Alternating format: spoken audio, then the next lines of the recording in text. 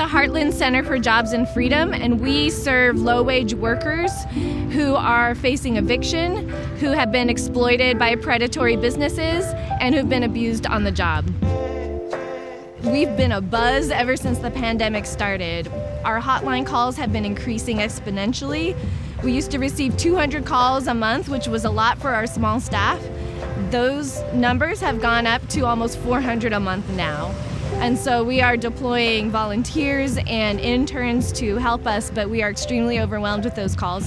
And what the pandemic has done is that it has highlighted problems that already existed before the pandemic hit in employment, workers' lack of support on the job, lack of a voice on the job when it comes to safety, when it comes to paid sick leave, etc., and housing, the instability of our housing, the unaffordability of our housing, and the lack of a safety net.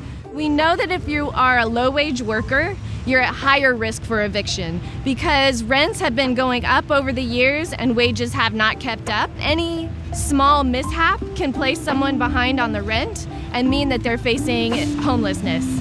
And so if a low-wage worker has their hours cut, that can lead to an eviction.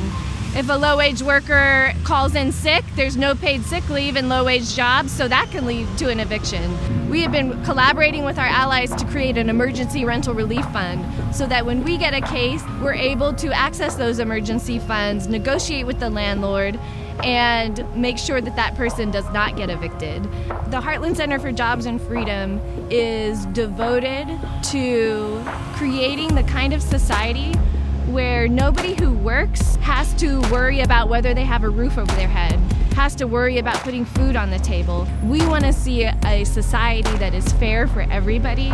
We believe that we have to play as much of a role as we can.